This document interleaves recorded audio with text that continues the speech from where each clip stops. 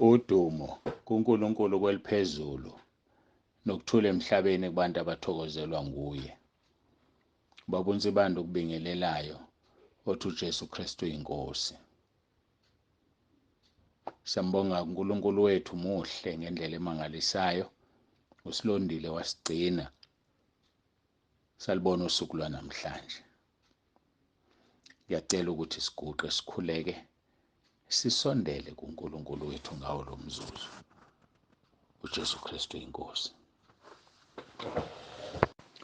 Baba wethu osezulwini, uNkulunkulu wethu nomusa, siza kuwe nangalesi sikhathi sibonga uthando, ukugcinwa nokulondwa.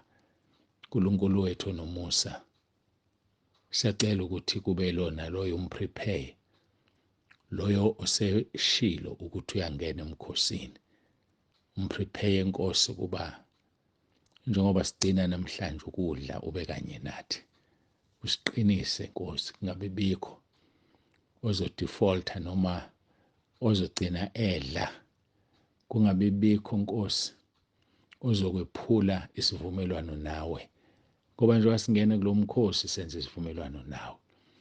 Ngaphandle kwalabo Nkosi abadla amaphilisi, ngaphandle kwalabo Nkosi abazodla ngesikhathi samaphilisi, ngiyacela ubusise lona loyo ongenile kulo mkhuleko. Ngiyacela isandla sakho sibe phezu kwakhe. Umbusise Nkosi kakhulu ukuba bonakale ukuthi wenza izwi lakho. Namanje Nkosi singena kule nkonzo, ngiyacela ube nathi ukhulumisane nempilo zethu. Ngiyacela ngegama elinamandla leNkosi uJesu Kristu ephilayo. uJesu Kristu inkosi. Amen. Siyambonga-ke kakhulu uNkulunkulu ngethuba akasipha lona. Ngiyabingelela ezindaweni zonke emotweni, abalalela emotweni. Ngingazi ukuthi balithola ithuba lokuguqa mase sikhuleka siguqa. Bingelele bonke abasemakhaya. Ngithi uJesu Kristu inkosi. Ngiyacela ukuthi ke siyezwini lenkosi waseThesalonika bokuqala chapter 5 verse 16 kuya ku22. Ilona lumgogodla wokubonga kwethu nokumdumisa uNkulunkulu. Thokozani njalo, khulekani ningaphezi. Kukho konke bongane ngokuba lokhu kuyintando kaNkulunkulu kuKristu Jesu ngani. Ningamcimi umoya, ningakudeleli ukuprofeta. Vivinyani konke nibambisise okuhle, dedani kukho konke okubonakala kukubi. Lezi inkonzo kade zaqala inkonzo zokubonga. Abaningi abangena inqola beyithola endleleni bamangala nje ukuthi kufundizwe bese kungashiwo lutho ngalo. Sisakhuluma ngaleli vesi kakhulu. Kodwa manje masikhuluma ngalo kuba nezindlela ezihlukayo kodwa zilandela ukubhaliwe khona.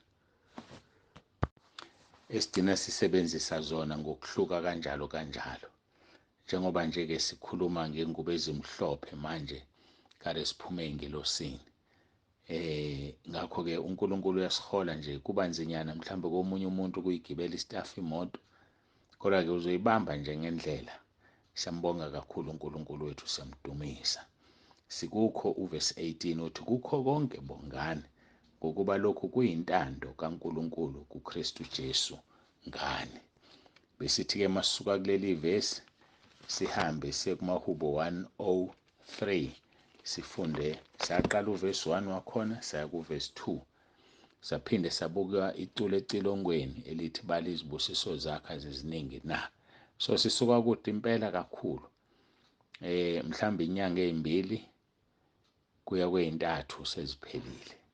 Sizobuka ke uverse 2 sidlule wamahubo 103 othi mbonge uJehova mphefumulo wami, ungakhohlwa imisebenzi yonke yakhe yomusa. Ungakhohlwa. Sibona indoda la ikhuluma nomphefumulo wayo. Sachaza ukuthi yini umphefumulo, yini umoya, yini umzimba. Ngoba lezi zinto zontathu uNkulunkulu uyazifuna. Lezi zinto zontathu kufanele zingabi nabala. Khona abantu abathi uNkulunkulu ufuna inhliziyo. Akanandaba ukuthi ugqokeni kanjani. Iphutha elikhulu lelo. Abadukisi labo. Mhlambe nawe udukisiwe ngalokho, kodwa iphutha elikhulu ngendlela emangalisayo. Uma kuleli vesi ebesilifunda abaseThesalonika bokuqala chapter 5 mawubheka u23 no24 uzobona ukuthi ngiqinisile mangithi iphutha. Uthi uvesi 23, kepha uNkulunkulu wokuthula yena uqobo makaningcwelise ngokupheleleyo. Ungcwelisa ngokuphelele uNkulunkulu, ngoba ungcwelisa lezi zinto ezintathu esikhuluma ngazo. Ziphi na? Kulondoloza umoya wenu wonke nomphefumulo nomzimba. So uma uNkulunkulu ekungcwelisa, ungcwelisa umoya wakho, angcwelisa umphefumulo wakho, angcwelisa umzimba wakho. Awuzuhamba nqunu uthi wena uNkulunkulu ufuna inhliziyo, ngoba usuke ungaphelelisiwe uma lezi zinto zontathu zingengcwele, umoya, umphefumulo nomzimba. Awuzugqoka amabhlukwe bese usitshela ukuthi wena uNkulunkulu ufuna inhliziyo, umeyikhaphe usitshela ukuthi uNkulunkulu ufuna inhliziyo. Ufaka iweave, uxhuma iy'nwele, ufaka amashiya, upende umlomo. Yabona njengoba sengikhulume kanjena-ke nje sengibaxoshile ekhaya lethu, abazuphuma uzobona. Ugade nje wena kusasa noma ekuseni uzoyibona inqwaba ezophuma, ngoba abantu abalifuni iqiniso. Hhayi, abantu abalifuni. Hhayi, mina anginankinga, ubaleka neva ungizwile ukuthi ngitheni. Ngithe uNkulunkulu akafuni ugqoke ibhlukwe, uNkulunkulu akafuni uxhuma iy'nwele, uNkulunkulu akafuni ube nezinyo legolide noma lesiliva, uNkulunkulu akafuni upende ubuso bakho, upende umlomo, upende iy'nzipho, uxhume iy'nzipho. Zonke lezi zinto ufaka amacici, akayifuni leyo nto uNkulunkulu, akayifuni leyo nto. Uma ungakholwa ngitshele, ngizokuthumelela iy'nkonzo zikaJulayi zangonyaka odlule lapho sasikhuluma khona ngezwi, isiqubulo sithi bani ngcwele ngoba uJehova uNkulunkulu wenu ungcwele. Kubuhlungu kabi vele ukuphuma komuntu, kodwa mina ngibuya nganeno ngoba kukhona abantu abangadalelwa ukuphila okuphakade. Kukhona abantu esizozikhathaza ngabo kanti vele uNkulunkulu wayengabadalelanga ukuphila okuphakade. Ufunda u-Isaiah 43 uvesi 6 no7 uzoyithola leyo nto. Nezenzo 13 uvesi 47 no48 uzobona ukuthi khona abantu abadalelwa ukuphila okuphakade, khona abangakudalelwa. Kodwa uma benguwena ngibona engathi angidalelwe, bengiyokhala kuNkulunkulu. KuNkulunkulu bengiyoyibeka indaba yami, ngithi Nkosi, Nkosi ngiyacela ungivulele umnyango njengoba usuqedile ngamadoda aseNinive, ngezwe laseNinive ukuthi uzolibhubhisa in 40 days. Bazile ukudla bakhala, uNkulunkulu wawushintsha umqondo. Nangawe usangawushintsha umqondo. Azikho izona engathethelelwa. Uthi noma zibomvu njengobende ziyoba mhlophe njengeqhwa. Woza kuJesu, woza, uvulile ingalo, uyakufuna, woza, woza. Kodwa kuzoba kuwena-ke ukuthi ukhetha kuphi. Hhayi, asidluleke lapho. Bengidlula nje, kade bangena ekhaya lethu sebeyazi ukuthi uma ngeke ngashumayela ngalezi zinto, ngashumayela ngamathathu, ngashumayela ngokugcaba, hawu, abantu bazobaleka-ke ekhaya lethu. Hhayi, noma ungabaleka, mina ikhaya lethu akulona elami, elikaNkulunkulu. Kubuhlungu njengomholi khona, kodwa ekugcineni angibazi mina abadalela izulu. So ngikhala ngibuye nganeno ngithi kodwa ubaleke neve enyameni, ungizwile ukuthi ngithini. Hhayi, yazi ukhona ukuthi uzwile, uzwile, uzoliqinisa nje phela ikhanda. Asazi-ke kodwa uyongena kuliphi izulu. Hhayi, kodwa kuleli esiya kulona masihambe ngobungcwele.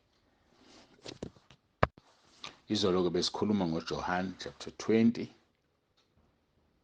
uvesi 12, kodwa ngiqale kuvesi 11. Kepha uMariya wema ethuneni ngaphandle ekhala, esakhala walunguza ethuneni.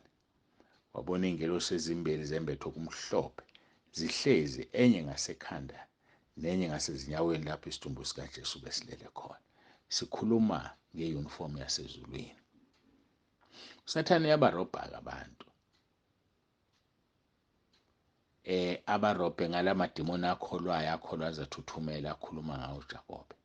Ayakholwa azathuthumela, uyabarobha. Baphupha iy'ngelosi zigqoke ugreen.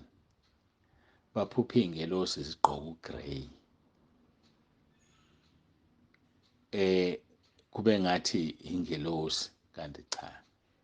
Iyunifomu yasezulwini white. Mawuphupha ingelosi kufanele igqoke ezimhlophe. Mayigqoke eminye imbala, be rest assured that was not an angel.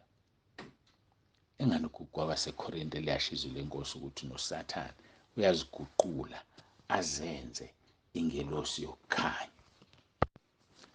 Chapter 11 loyo 2 Corinthians moqala ku-13. Ngokuba abanjalo bangabapostoli bamanga, izisebenzi ezikhohlisayo, beziguqula abapostoli bakaKristu. Akumangalisi ngokuba noSathane uqobo uziguqula ingelosi yokukhanya. Ngakho akuyinto enkulu uma nezikhonzi zakhe ziziguqula izikhonzi zokulunga ezikuphela kwazo kuya kuba njengokwemisebenzi yazo. Hayi, bayaziguqula abantu bagqokise ukwezimvu kanti ngaphakathi bayizimpisi. Qaphela-ke mntakababa ukuthi wena amaphupho akho ayini. Amadimoni ayalazizwe, Sathane ayalazizwe. Uzamile ekhuluma izwi kuJesu kwathola ukuthi ukhuluma nolizwi ngqo.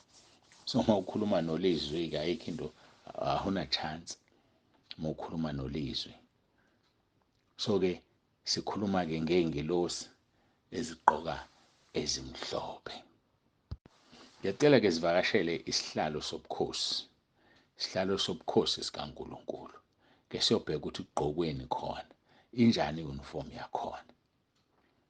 Isambulo chapter 4 ufunda uverse 4. Nesihlalo sobukhosi sasihaqiwe yizihlalo zobukhosi ezingama24. Namalunga awu-24 ahlezi ezihlalweni zobukhosi. Yayizwa lonto. Nesihlalo sobukhosi sasihaqiwe izihlalo zobukhosi ezingama24. Naphezu kwezihlalo zobukhosi kwakuhlezi amalunga angama24 embethe izingubo ezimhlophe, enemiqhele yegolide emakhanda awo. Izinto lezi esizigqoka, amalunga awu-24 elders amele ibandla. Amalunga awu-24 amele ibandla. So indlela esiyogqoka ngayo ezulwini. Abasebenzile bayothola imiqhele yegolide. Abasebenzile. Ngisho ukuthini mangithi abasebenzile? Khona phela abangasebenzile. Khona lo muntu lo ofana neselelesi ophenduke ngomzuzu wokugcina wasindiswa wayesefa. Akakaze asebenze loyo. Akakaze alingwe loyo. Akakaze anqobe Sathane loyo. Akanawo kumqhele. Kodwa ingubo emhlophe unayo. Unayo ngoba uhlanzwe ngegazi likaJesu maqede wayesengena ezulwini. So thina esilinikezwe ithuba lokusebenza. Bazalwana, sisebenzeni. Sikhulisa imiqhele yethu yegolide. Bayobonakala ngemqhele abasebenzile. Bayobonakala ngemqhele uPawuli noPetro. Bayobonakala ngemqhele yegolide. Asisebenzeni bazalwane. Asisebenzeni. Ukuthi usebenze kangakanani yobonakala ngobukhulu bomqhele wakho. Bekuyosisiza-ke bafowethu, bekuyosisiza abangcwele ukuthi sisebenze. Ngeke benze lutho laba babhukude ezonweni kwathi ngomzuzu wokugcina wavunyiswa uRoma 10 verse 9 usiyaphuma umphefumulo. Ujabulele kona lokho, uneliseke ngakho lokho ngoba kudingeka imqhele. Kodwa ungenile ezulwini, uyigqokile ingubo emhlophe. Lithi amalunga awu-24 ahlezi phezu kwezihlalo zobukhosi azungeze isihlalo sobukhosi sikaNkulunkulu nesewundlu. Kuthiwa-ke naphezu kwezihlalo zobukhosi kwakuhlezi amalunga angama24 embethe izingubo ezimhlophe enemqhele yegolide emakhanda awo. Ileyo nto bafowethu esisebenzelayo. Yileyo nto madodakazi namadodana, bazukulu nabafowethu nodadewethu, ilokho esikusebenzelayo. Sisebenzela imqhele. Ingakho ngithi umuntu oletha umuntu ekhaya lezwi kunomqhele ayowuthola. Kube nezono ezisibekelwayo. Lisho njalo izwi lenkosi lapha kwekaJakobe chapter 5 verse 19 no verse 20. Asisebenzeni kusesemini washo njalo uJesu. Wathi ngoba kuyeza ukuhlwa lapho ngesebenze umuntu. Wenzani wena? Yini oyenzayo? Yini oyenzela uNkulunkulu? Kungani kufanele unike umqhele wena? Kungani? Wenzeni udeserve umqhele? Qala-ke ngoba usekhona. Awazi uhamba nini. Sebenzisa ithuba uthola umqhele. mosufika ngale. Awusiyambonga uNkulunkulu wethu osipha ukunqoba ngenkosi yethu uJesu Kristu ophilayo. Ngiyacela siguqe, sithandaze. Sikhuluma ngani? Nge-uniform yasekhaya ezulwini, nengubo sinikiwe ivele ezulwini. Baba ongcwele, Baba olungileyo, siyabonga kakhulu Jesu Kristu inkosi. Amen. Baba uNsibanda ovalelisayo, uthi uJesu Kristu inkosi.